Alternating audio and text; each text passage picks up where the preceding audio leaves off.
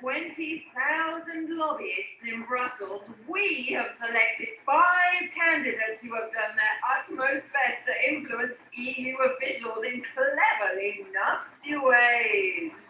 Now we need you to vote for the most misleading or malicious lobbyer of them all. So here are the candidates.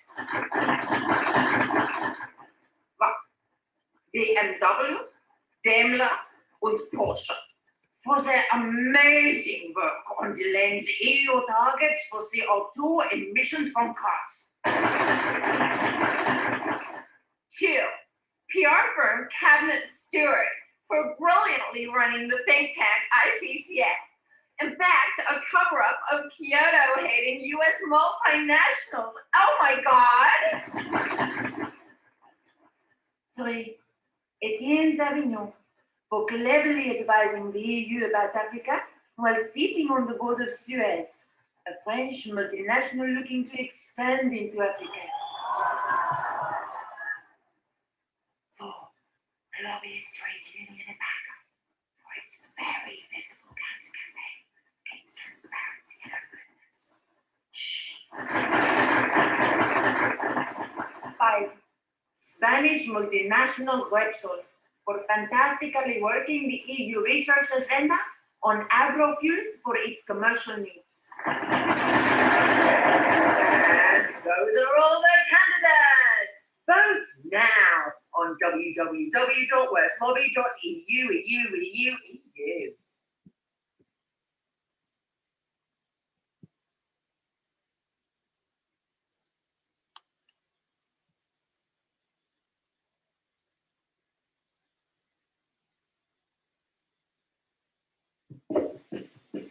About 30,000 stakeholders representing the interests of corporations, NGOs, think tanks, public authorities, trade, business or professional associations are based in Brussels.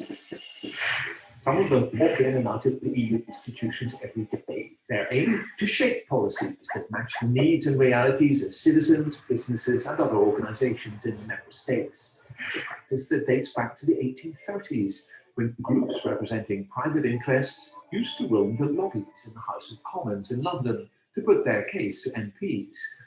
To answer European citizens' concerns about the independence of EU institutions, a European Transparency Register was created in 2011. This is an online public database where organizations have to register and are invited to declare who they are, who they represent, what they want, and how much they spent on lobbying. Entries must be accurate, complete, and up to date, and all those on the register must sign a code of conduct.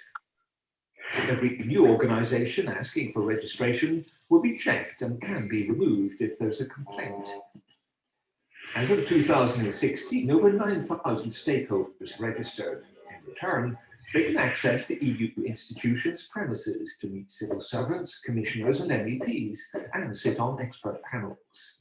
The Transparency Register ensures greater scrutiny of lobbying, covering both the lobbyists and the civil servants and MEPs who meet them. If lobbyists do not comply with the specified code of conduct, they lose their access to the EU authorities. So far, while the European Parliament and European Commission use the Transparency Register, the Council acts merely as an observer. Finally, in continuing efforts to increase transparency and openness in the EU policymaking process, the Parliament is calling on the Commission to make the registration of stakeholders mandatory by 2017.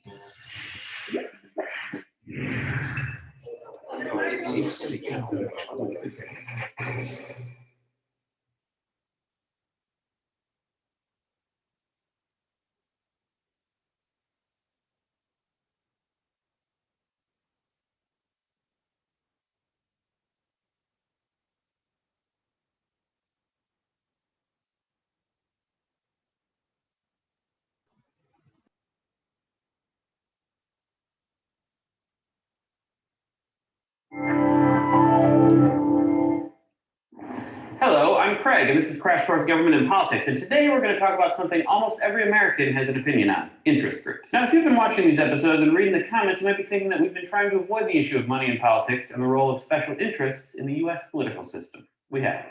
If you are one of those people that wants to talk about money and politics, this episode will not disappoint you. I'm kidding. I know that some of you will still be disappointed, mainly because I'm still not John Green.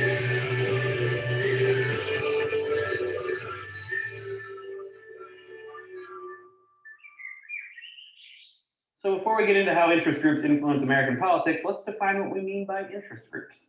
Groups of people who put money in banks and gain interest. That's not what we mean. An interest group is an organized group of individuals that make policy-related appeals to government. Now, interest groups don't actually have to meet in person. In fact, in the case of very large interest groups, it would be almost impossible to get them together in a room. But most interest groups have a membership, and often it's the size of the membership that gives the groups political clout. Political scientists tell us that there are two main things that interest groups do when they interact with the government. First, they try to shape policies, which they can do by mobilizing voters or by putting direct pressure on elected officials. The second and probably more important thing that interest groups do is gather information they can provide for elected officials. Some would characterize this gathering information as interest groups writing bills for elected officials to pass into laws. So interest groups are most likely to focus on a particular branch of government, and I'll give you 3 guesses which one. No, not the Supreme Court, even though with only 9 members, it would be the most efficient way for an interest group to exert pressure. Punching is the most efficient way for me to exert pressure onto an eagle. And not the executive branch, because if you remember, the president has lots of professional people to advise him, and since he can only serve 2 terms, he's less susceptible to pressure that way. That leaves Congress, which is the answer. That's where the interest groups exert their pressure. But wait, what about the bureaucracy? Can't bureaucrats also be the target of interest group pressure? Yes, in fact they can, mainly because interest groups, especially if they're well funded, can supply information that is either too costly or too difficult for congressmen or bureaucratic agencies to get.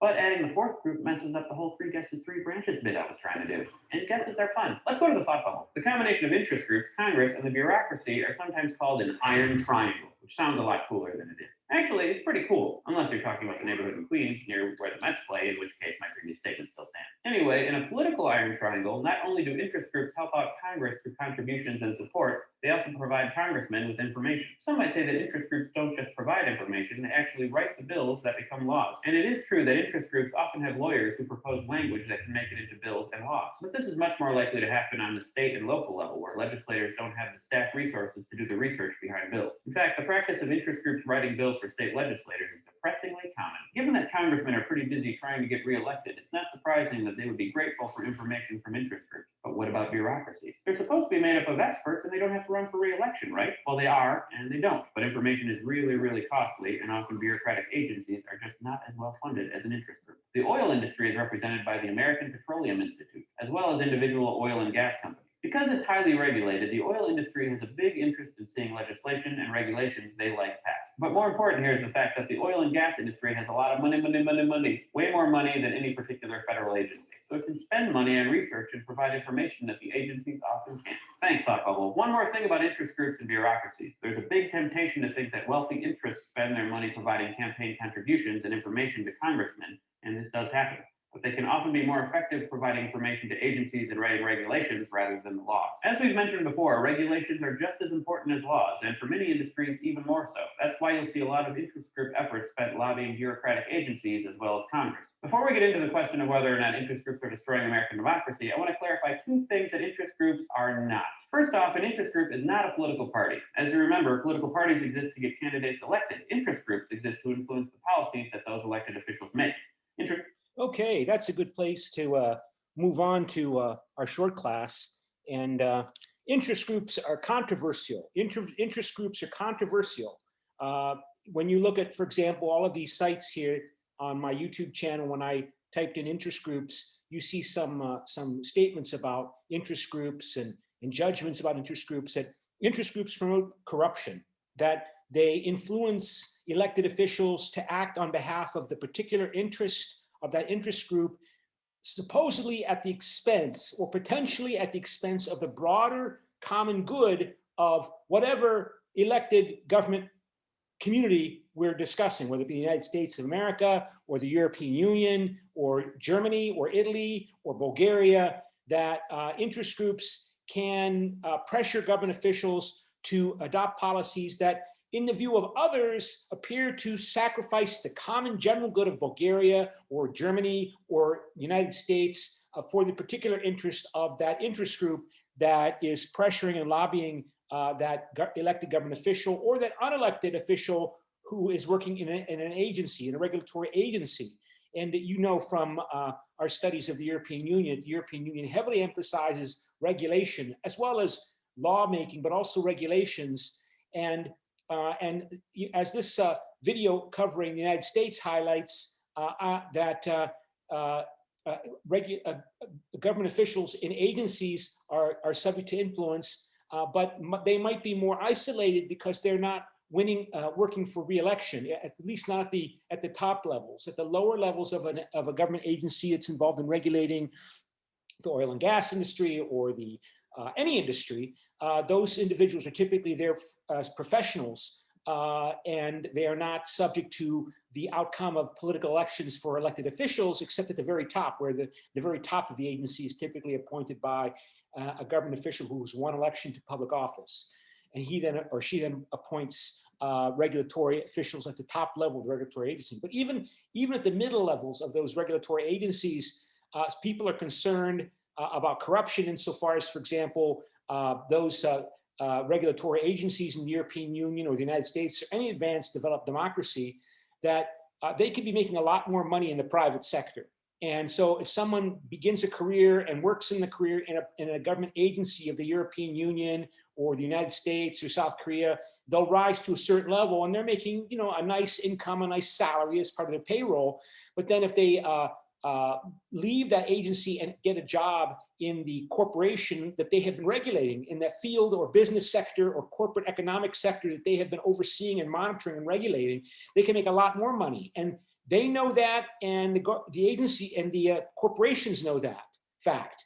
And so the concern is that those unelected regulatory officials might be thinking about how they can establish themselves in terms of having contacts and networks and expertise and knowledge that they can then offer to a private sector company who will hire them, paying them 2, 3, 4 times their government salary that they were receiving to become and work in the private sector as an employee of those corporations, using their connections and expertise and relationships and networks that they have developed while they were government agencies. So, but the point again is that these interest groups are controversial, and we've been describing how interest groups are considered to be really fundamentally important for the actual functioning of democracies. When we covered the notes on the 3 models of policymaking over the last class, and also using that same set of notes when we're discussing parties, because you can see that there is a relationship between political parties as well as between interest groups, insofar as parties are an effort to create organizations that will win elections. So, but before I forget, because I realize, of course, I will forget, that we need to take attendance. And so let me go to the Cyber Campus website and go to attendance, and I have to log in again, and share the screen and go to attendance, and click on the course, attendance, and we are in week 11, add smart attendance, and your number is 126. 126 is your number, 126. 126 is your number. So, and interest groups are an important topic because we're concerned about interest groups because we're concerned about democracy, and we want to defend democracy and understand how this democratic system is supposed to work.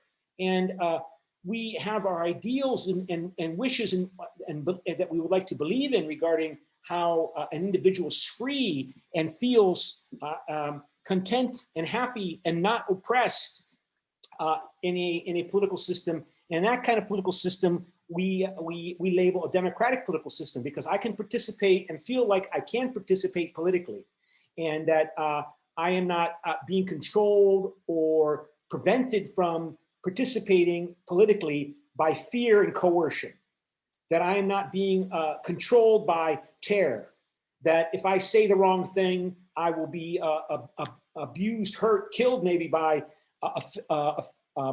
police or unofficial individuals unofficially working for the authorities.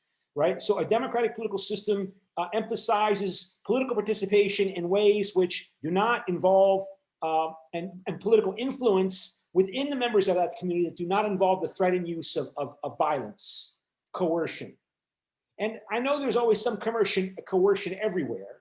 Even in the United States, we have informal methods of coercion, right? There are certain things I know that I should not say if I live and work in the United States. I will get into trouble, not with the government necessarily, but maybe with my employer. If I say, for example, that jihadists fighting the Americans in various Middle Eastern countries, they have a point, that I'm going to make some people angry around me, including if I say that openly in society at my workplace, let us say where I work, and my employer, my boss hears that I made such a comment, I might pay a price. So there is a level of coercion and fear everywhere. But in democratic political systems, coercion is relied upon as a way by which to control the citizens at a much, much lower level than say in communist China, or in more extreme cases, like obviously Stalin's Soviet Union or Germany under Hitler. So interest groups are important in terms of allowing the individuals to have a real sense that they can make an impact on a political system, whether it be lobbying at the local level or at the regional level, because later in the course we'll read about regional level authorities and provinces as an important part of Europeanization, national level, and now we also have this level of lobbying at the European level, at the level of Brussels, at the level of the European Union institutions. And all of these different actors, motivated by different values, whether it be desire to promote human rights or to promote my material business interests, these are all different motivations for political participation. And I'm not judging any as better than others, but they're all there. And so people have different motivations for forming interest groups, different kinds of interest groups. And so I started off today's class by highlighting the United States discussion of interest groups. And I highlighted that because that comes back to that idea in our own minds. Is the European Union, and leading to today's debate, is the European Union going to form a European identity, a European nation, the way we have a United States of America founded on the existence of an American national identity, an American nation? Will we, over 50, 100 years, let us say, or further, create a European identity as a European national identity that it will support something like a United States of Europe? And again, the United States was established almost 250 years ago, and national identity was strong, but also there were very strong local and state identities, particularly in the American South, where enslavement was still employed. The different identity profiles of people seeing a threat to who they are as a Southerner or as a citizen of Georgia or a citizen of Mississippi against threats from the north of the United States led to a civil war, right? And so we don't want war. War is bad, right? European Union is supposed to be a peace strategy. So are we going to create a European identity through the development of new kinds of economic interests, new kinds of identity as a result of people engaging in exploitation of the political and economic and cultural and social opportunities that the European Union and Europeanization and European integration provide, with the expansion of the opportunity structures for pursuing my identity needs, my material needs, my ambition, power needs, because these are all different kinds of motivations that people have at different times and different strengths and intensities in their lives.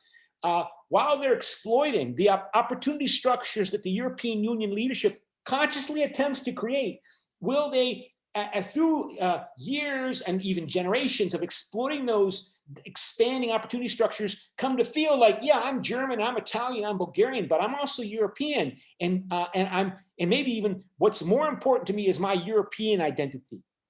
And so in some of your comments, I pointed that out, right? I mean, if you have the integration of the European common market to create a single market with the freedom of movement of goods, services, capital, and labor, and people moving around and intermarrying and going to college and universities at different nations from where they were born, can that lead to incentives for people to feel like that their individual fate and the well-being of their family's fate depends upon something that is much bigger than just Italy, much bigger than certainly Bulgaria, much bigger than certainly Greece, much bigger than certainly Belgium, but is European.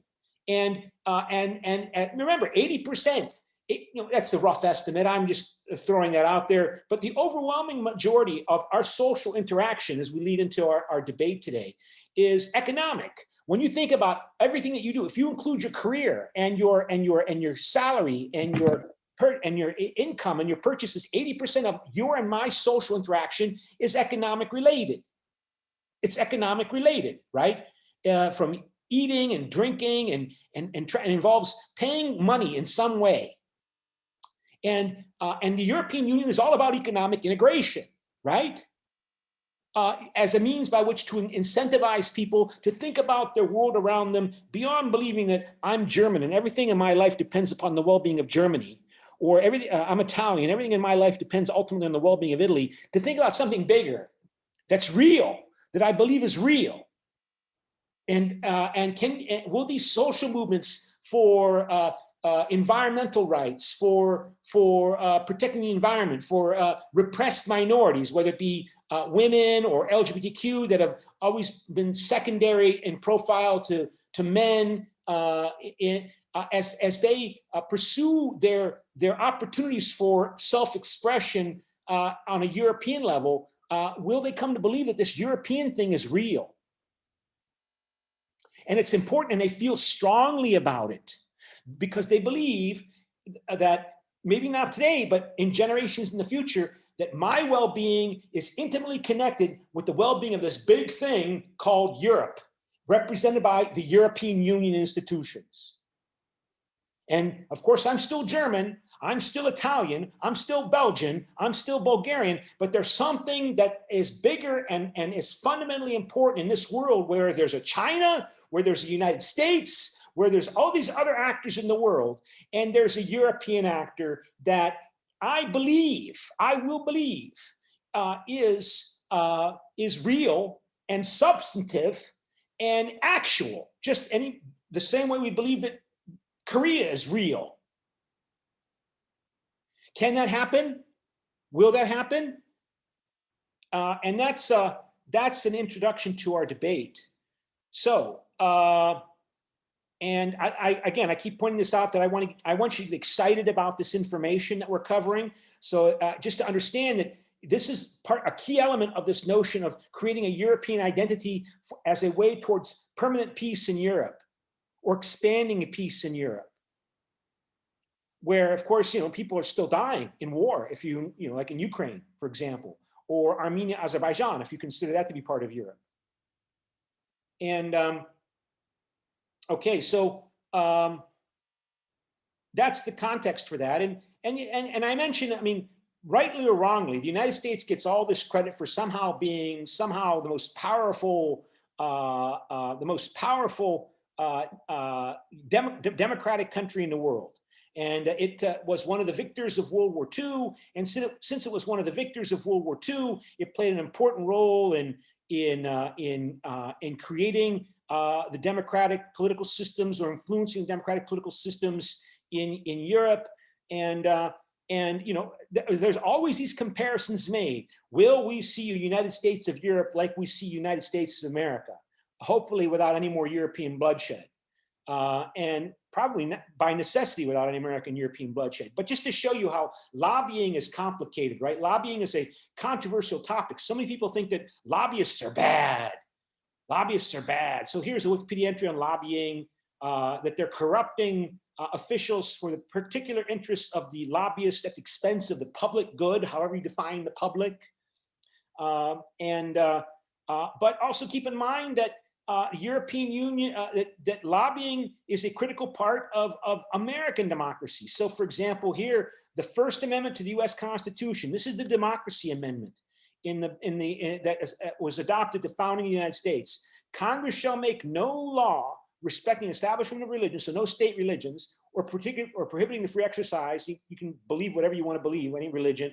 You may not abridge the freedom of speech or of the press. Freedom of the press is important, or the right of the people to assemble, which means to form interest groups or parties or both, right? And to petition the government for a redress of grievances. So petition the government means lobby. That's what lobbying is. Going to a government official representing the government and saying, hey, I got a problem, Mr. President, or Mr. Senator, or Mr. Member of European Parliament, or Miss Parliament member of the German Bundestag, and say, can you help me? I want redress of a grievance, a problem I have. That's what democracy is all about. And I can form groups to do that, and we can go as a group to petition the European Commission member or the European Parliament member and petition that individual to help me or us. There's nothing wrong fundamentally with that. Okay, so I think we should go to our debate because we want to make sure we have enough time. And if we have time left, I can go back to the notes. So, all right, so let me go back to the notes. And so we have two debaters. And again, let me go to the share screen here. And please, the debaters, can you make sure you unmute yourself so we can hear you? And so we have Chung Sung-hyun is pro on to South Koreans, European political identity will someday become stronger than national political identities through the Europeanization of interest groups and social movements, versus Sung-Hoon Khan. Okay, so, and I already laid out the framework, and since I'm not in the debate, of course, I will keep time, and I will keep time for the debate, and I'm looking for a pen here. So, okay, there, so I can mark down the time. And of course, we will also use the share screen function if pro and con want us to look at PowerPoint slides or anything that they want to show us during the debate time. And I will subtly indicate to you when your time is coming to an end. And also we have some time for extra time for questions. If the other members of the class want to ask a question for an extra credit participation point, and you can ask a question and indicate that through the chat function or raise your hand function on Zoom. Okay, so we have Chung Sung. Let me write this down. Chung Sung Hoon, because I have to shift from the screen, and Sungun is Khan. Okay, so let me stop the share here and ask Chung Sung Hyun. Are you ready? I'm ready, but you got to enable the share screen function. Okay, so share screen, and multiple participants can share screen automatically. And I think I've done that. I've clicked on multiple participants can share automatically. So can you share? It's all good. It's working? Okay. Can you all see it? Yes, we see it. All right. So just give me a heads up when you start timing it. Okay, I'm timing. Go ahead. All right. Afternoon, everybody. I'm Jung Sung-hyun, and I will be arguing in support of the statement, European political identity will someday become stronger than national political identities through Europeanization of interest groups and social movements. To preface my argument, I would first like to acknowledge the bleak situation we're currently facing. Crisis after crisis, decades worth of cooperation and interdependence is seemingly falling apart. Sentiment towards developing member states, migrants, immigrants, and the elite-driven, inefficient, and decadent European Union has by and large soured. Whether these views are valid is a whole nother topic, but the rise of far-right politics, fervent nationalism, and backlash towards outsiders is certainly out there. Thus, the appearance of a collective European identity does seem improbable. After all, nationality is one of the most powerful stimulants to political action, along with ethnicity and religion. Anyway, next I want to define what I mean when I say European identity. Unlike what skeptics say, a collective European identity is not an assimilation of unique cultures. You can take it like how Koreans, Japanese, and Chinese feel when they're called Asian. is something more, but it doesn't take away from the fact that you are Korean or Japanese. European identity does not exist to supersede national identities. European identity is a sentiment that through cooperation and interdependence will bring opportunity and prosperity. After all, Europe is nothing but diverse. Why spend resources doing the impossible when providing people with the tools for success is much simpler? Next, I want to talk about modernity. Professor Dedomches has continuously stressed the essence of modernity, which is the shift from prescription to achievement. And this is where I believe European identity can emerge. It is trust, it is faith, it is pride that together Europe as a whole can achieve greatness and in due time take a leadership role in world affairs. European identity will come from the people as their needs and wants will be acknowledged and reflected domestically and internationally. Interest groups and social movements have always been behind virtues that we take for granted. Virtues that Thomas Jefferson defined as the preservation of life, liberty, and the pursuit of happiness. And that is my main point. By providing the means to pursue happiness, individuals will appreciate the European Union and in time gravitate towards Europe as a collective. To elaborate on the pursuit of happiness, I did it like this.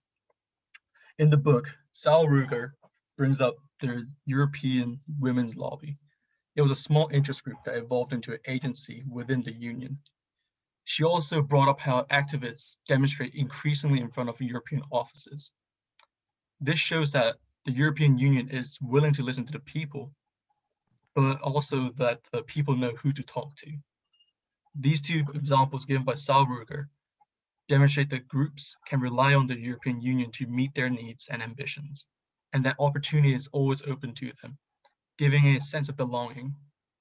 Furthermore, projects like Horizon Europe, the Paris Agreement, and the search for green sustainable innovations are projected to bring more opportunities for the ambitious youth. The key aspect in creating European identity is knowing where identity comes from. From my brief years of studying, I personally concluded that identity comes from belonging, and then belonging varies from its origin. It could be inherent, like ethnicity, or it can be acquired. I would like to focus on the latter as I believe that this is a type of identity that Europe should and probably is striving for. From the diagram I drew that there are two branches where acquired belonging emerges, pride and opportunity. For natives or insiders, pride will be probably the dominant emotion if an identity is to happen. Europe has proved to its people that it can take leadership roles on the global stage, which it is doing on the environmental field. The younger generation especially will be watching this section like a hawk. Or it can instill pride by displaying economic growth and stability, especially during these trying times. The European Union has shown initiative in its vaccine plan. Now it must show results. I also wrote down an example of pride, like maybe there's achievement through your army unit or your company or your firm or maybe your sports team, etc. The other branch is opportunity. This could come from achieving success in one's field, but you're an outsider. So you feel affiliated to a firm, or maybe you change your nationality from French to Spanish, like there was a football player that did that recently. So Europe provides this. And of course, trust and stability is the underlying sentiment of it all. I want you to keep in mind that the European Union is a work in progress project. Where conflict has been around for millennia, cooperation and interdependence have only been around for like a few decades. I would like to conclude my statement by saying that it is far too early to call off this amazing project over a decade or so of sour feelings. Thank you. Okay, anybody have a question for Pro? At this time, Pro will speak twice more. So if you need a little time to think about your question, you have some time. But if you do want to ask a question, you can please type it into the chat or indicate in the chat you have a question in the chat function. And I don't see anybody typing anything into the chat function in case they have a question at this time. But like I said, Pro will speak twice more. So let's now go to Khan. And Khan will now speak. So Khan. Yeah, so uh, I'm on the side of I'm against this statement that as the time goes on and the Europeanization uh, develops, I think the countries will kind of divide up and will not accept the European identity, and in fact accept their and accept like kind of support their own national political identities. So first of all, forcing the EU policies on the member states to raise the animosity towards the EU integration. So people associate with themselves the most with nationalism, and nationalism is very closely related to the national sovereignty. And EU policies forcing member states and regulating many laws and stuff to accept immigrants to the EU member states, etc., have navigated points of view in has neg has negative point of view in the domestic groups. For example, when German Chancellor Angela Merkel supported the EU's idea of resetting of asylum seekers within the country, she faced criticism within her Christian Democratic Union, its Bavarian sister party, the Christian Social Union, and even other EU member states too. So opposing domestic groups' policies and enforcing EU political identity will raise animosity within the member states toward European Union. And the opponent, Jong Sung, mentioned something about the Koreans and Japanese and Chinese could be called Asians, and it still doesn't change who they are. And yes, it might be true. Koreans and Japanese and Chinese are who they are, and they are Asian at the same time. But do they want to be called as an Asian or European or Koreans or Japanese or Germans in like specific? And I'm sure that like 99% of Koreans don't want to be called Chinese or Japanese or be in a same group with them. They prefer to be called as a Koreans instead of like other uh word that like Asians that like includes like all the other countries in Asia. And I'm sure that's pretty much the same thing for the Europeans too. And and another thing is that differentiated Europeanization is no longer as visible. Recent studies show that immediately after the accession of Central and Eastern European countries, the differentiated European integration is no longer as visible. And when you look at the countries like Macedonia or Montenegro and Serbia, EU has placed normalization instead of providing specific policies for specific countries. What I'm trying to say is that when countries need differentiated policies, EU is giving normalized policies. So when Greece was going through some serious economic crisis, EU gave some normalized solutions, and it did not help Greece. It led to higher unemployment, higher suicide rate, etc. This situation caused the Greeks to support nationalistic parties like Syriza.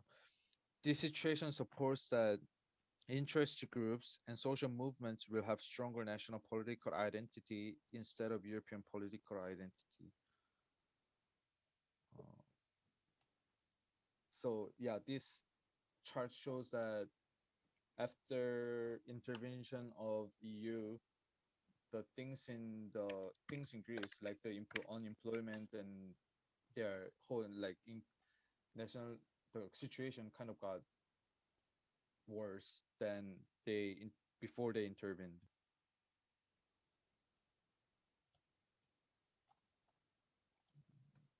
Yeah. And collective punishment will not be accepted by the other member states forever. It's not going to be accepted by the other countries for I don't know how long, and I don't think the other countries will accept this. So I think half of the people in this class was in the military service. I know that Jongsong was, and I was too. And if you're in the military service, I'm sure that you have felt how frustrating the collective punishment is. And it is what's going on in the process of European integration. Greece having tough time paying debits, and one of the reasons is that Greece is in Greece, if you work until like 58 for longer than 35 years, then you can receive 80% of the pension. So to the Germans who are paying the vast amount of money for Greeks to overcome their economic crisis, this is very unreasonable and unacceptable. So the German national interest groups and social movements are pressuring Merkel that Germans supporting Greeks is such in such circumstances is unacceptable. So even in Germany, so even Germany, which is leading participant of the European integration, seems to have national political identity instead of European political identity as a whole. Okay, again, if anybody has a question, please indicate in the chat box that you have a question. And then we'll give the microphone to you. Since we have a small number of people, we can allow everybody to speak. You can unmute yourself to ask your question. But I'm looking to the chat box to see if anybody wants to ask a question for an extra credit point. And I don't see anyone asking questions this time. So Khan will speak one more time. So back to Pro, Chung-Sung Hyun will now rebut Khan. And so you can now begin, Chung-Sung. Can you just give me one more minute? Okay. Okay. All right.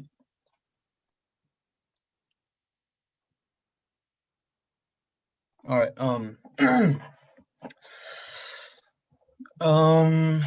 Yeah, I heard the statement really well from Mr. And those are all valid arguments. I mean, the European Union has done good, and the European Union has not done good in certain aspects. But I'm gonna rebut all the points one by one. So the first thing that he said was that the European Union is compelling its members to do a certain thing or enact a certain policy, which that I do not agree with at all. Nobody's forcing anyone to do anything. And that statement is pretty much the de facto definition for democracy and compromise, isn't it? I mean, the European Union is a liberal democracy, meaning there's dialogue and compromise. And the European Union, in order to validate a policy, it must get every single member on board. It means that every single member talked about it. No single member gets belittled. Everyone has an equal voice. And if anything, the European Union should not be criticized for forcing anybody. It should be criticized for being inefficient rather than alienating its members. And immigrants, it's a tough issue, but you got to think about it this way: it's more of a human rights issue rather than something else. The next one, I want to talk about collective punishment. The EU, the way I see it, I mean, the EU is not a charity organization. Like, they're not just giving benefits to poor nations at the expense of the rich. No, every single member state gets benefits. At the end of the day, it's a bureaucracy that's striving for prosperity. Prosperity that comes from the net contributors' capital and the net recipients' labor and emerging markets. I remember that Nigel Farage and the UKIP party, they had a propaganda bus saying that they give like what, 350 billion pounds or million pounds per week to the European Union, but they don't talk about the rebates that they get, the projects and the handouts, or even the projects that they can do along with the European Union, like Copernicus and Horizon Europe. There's a lot of good stuff that comes out of it, but they just conveniently look at the bottom line. No, the rest of the member states do benefit. The only problem is it's like NIMBY, like the NIMBY, and people just want all the benefits without paying for it. That's what I see it as. I mean, you could put it this way as well. I mean, let's say that you and a friend are working at a factory. You're capable, and that you're more capable than your friend. Alone, you guys make maybe 5 items, but together, by dividing work, making more efficient, you make 15. Rejecting the European Union is like, you don't want to get paid for 15 items made because you don't want to carry the extra burden. It says that I would rather be paid 5 rather than make 10 items. I believe it's time to be reasonable and, time to work together. Thank you. Okay. Anybody have a question? If you have a question again, you can indicate it in the chat function, and then you can unmute yourself and speak. But I'm not seeing any question at this time. So now we go back to Khan, and Sungun will speak for 7 minutes. So Sungun, you can, if you have a screen to share, of course you can do that, but you can begin Yeah. to rebutting the So yeah. yeah. So one of the things that you talk about was like to impose EU policies, you do need to have the representatives agreements of own like of the other member states. And yes, that is true.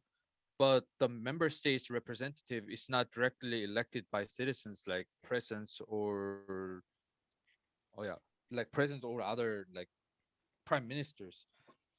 And this is why many times the interest groups and social movements do not agree with the EU policies and their representatives make. And yeah, so that's I think that's why that's one of the important reasons why the many interest groups and social movements disagree with the regulations and policies that the EU makes. So I wanna and one of the things that I wanna mention is the if EU is not benefiting my country, then why stays? I guess it's something that you talked about previously that people don't want to have like people don't want to carry out like these responsibilities but still have like the benefits. And actually like this through this chart you can see that like the countries like the leading participants like Germany and France, Italy and United Kingdom, when they were in the European Union, they spend more money. They had more contribution to the European Union, and compared to that, they received like much less benefits from the European Union. Well, this is yeah, and this is just one sense, but this is the one of the things that we could look at in. So the European Union began to prevent like another European Union began to prevent another war in the Europe in from the first place. But now, when the nuclear power has become a restrainer for wars, EU has become an important factor for economic development instead. So it is hard to define how much benefits EU brings to a country, but when you look at the European Union budget contributions, it is clear that many leading member states of European Union are paying more money than gaining from the European Union. So spending wealthier countries' money to help poorer countries cannot be seen positively among the interest groups and social movements of the member states. So when United Kingdom had referendum to leave the European Union, and even though United Ki- when United Kingdom had referendum to leave the European Union, so in that sense, like the United Kingdom actually left the European Union, right? And when they left, United Kingdom's economic crisis was expected, but United Kingdom had like 0.6 economic growth rate plus not minus. And on the day of referendum, UK stock market FTSE 100 plunged about 6%, but it has gradually recovered and is now stabilized.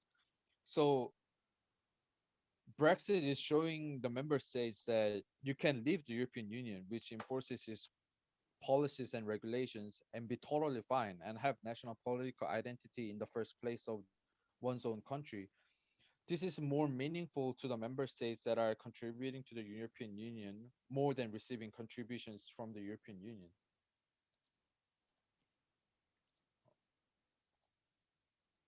Uh, yeah, so thing is so like the European Union it was developed to prevent another war in Europe, but since it's most likely that no war is gonna happen probably in the Europe continent. So and plus the economically if it's not benefiting on one's like own member state, then there's no need for the European Union. And I guess that's one of the reasons why United Kingdom left the European Union and they're still having fine time. They're not going through like major economic crisis like Greece and Spain. So Okay. And again, if anybody wants to ask a question, they're welcome to do so. Just indicate in the chat function and we'll pass over the microphone. But I don't see anyone indicating they're ready to ask a question. Maybe they will wait until the end of the debate. Okay, well, Pro has the last word. So Chong Sung Hyun, you can now begin. It's 3 minutes, correct? Pardon? It was 3 minutes, right? Yes, yes. Okay. So before I make my closing statement, I just want to add a little thing. The con speaker, he said that the benefits are invisible, which I'm just gonna say that I disagree with that one more time. It is actually very visible and very tangible. Let's take Brexit for example. I saw a lot of interviews that illustrates the toughness of the consequence of Brexit. People that voted to leave without knowing the ramifications show regret in voting. There was a woman, a mother, she just voted because people said to vote. And now she regrets the fact that she cannot get the pills needed for her daughter because of border checks. And there was a man that was doing a flower shop, and he's out of business because no flowers are being imported in. And even people that work in the trade industry and people that work in shipping, they all regret the fact that they left because trade is being delayed because of increased border checks and custom checks. And then there are EU citizens within the UK, and then there's UK citizens that live outside the UK that say that, oh, we have to leave now, but I didn't get enough time to leave or get prepared, but now they're just kicking me out. So I do. And then one last thing would be the violence on the Irish border. Isn't that very tangible? Showing animosity to each other, pushing people away just because you don't like certain people, just because you don't agree with the European Union. It causes violence. It's definitely tangible. Anyway, I want to end my statement by saying that once again, the European Union is a work in progress. It is very experimental. There's nothing in the world that was like this. I mean, you could point to the United States, but they were a pretty homogenous group. They're white Anglo-Saxon Protestants. They're of course black people and natives, but they weren't really citizens of the states. Whereas you don't see this kind of integration in any time in history or anywhere in the world. And you gotta be patient. I mean, we've been fighting for millennia, but just being this close to each other, actually cooperating, listening to each other, this has been around for only a few decades. Of course that we're hardwired for conflict. So just be patient. Let's work this out. Let's talk it through. And I do see that in due time, especially with the younger generation, that they don't want to fight. They're not interested in their ancestors' conflicts. They want to do business. They want to interact with each other. So I do personally think that there will be a European identity in the near future. Thank you. Okay, thank you. Very provocative debate, thought-provoking debate. I like it when I'm provoked and so, I'm thinking about the implications of what you're all stating. But before I make any more comments, I don't want to influence the vote. I'll wait until the end. So anybody here, again, this is your last chance to ask questions.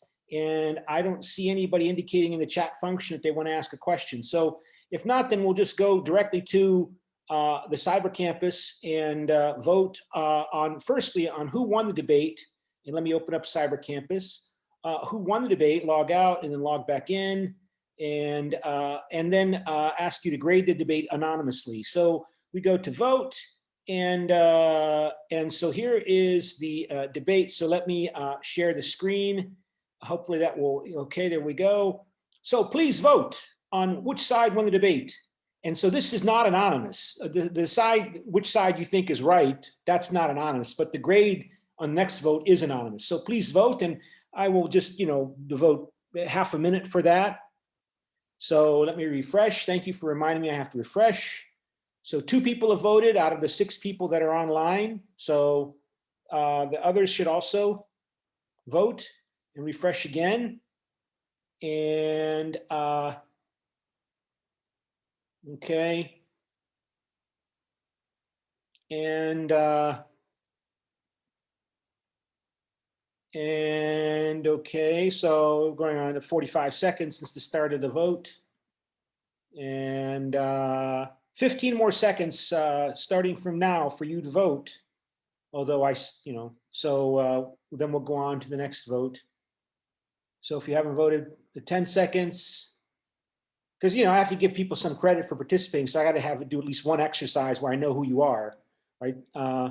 All right, so time has passed. So let's go now to the second vote.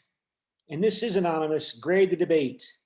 And not that it really matters, but so vote please. And so the overall quality of the debate. And there we go. And again, just another, 1 minute for this. As we refresh, keep refreshing. And 30 more seconds. I guess, 1 minute for these votes is enough. And okay, 10 seconds. And I think that's everybody who's in online today. Okay, so there you see the results. So yeah, people were generally impressed with the debate. So yeah, I guess what I was thinking about as you were talking, again, this notion that nationalism is an essential ingredient to make the European integration function. It is necessary as a motivator, but it's got to associate with liberal values. Liberal values. Remember we did that exercise about defining fascism, defining authoritarian populism. And Kahneman make that point that nationalism is not an ideology, it's not a philosophy. It's a deep, deep motivation for political social interaction and on a individual, but mostly on a collective level, because that's what we're really concerned about here. And Kahneman kind of conclude that usually nationalism associates with liberal values, that I want to America to be influential because the world loves America if I'm an American because we stand up for human rights. That's liberal values, right? That's European Union values. But national identity must be preserved. So the European Union faces that challenge of being perceived by some, not all, because we can't say all Germans like this, all Italians like that, all French like that, all British like this. No, there are different groups and constituencies within them. Some have motivations that are nationalistic, others are material, others are human rights, others are environmental cosmopolitan. But we see that typically in a nation state, when the typical citizens are nationalists, they end up dominating the polity. And you saw it in Brexit.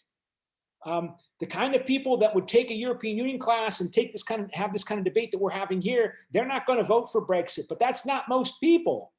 Most people are nationalistic. So just to conclude, because time is coming up, they did have elections 2 or 3 days ago in Britain, and Boris Johnson's Conservative Party that led the Brexit drive, their drive to leave the European Union, they did very, very well against the Labour Party and elsewhere.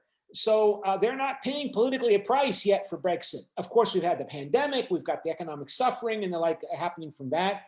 The Scottish nationalists, they are claiming they did well in the elections for the Scottish Parliament, and they're claiming that they will demand another referendum for Scottish independence, but they already had 3 or 4 of them.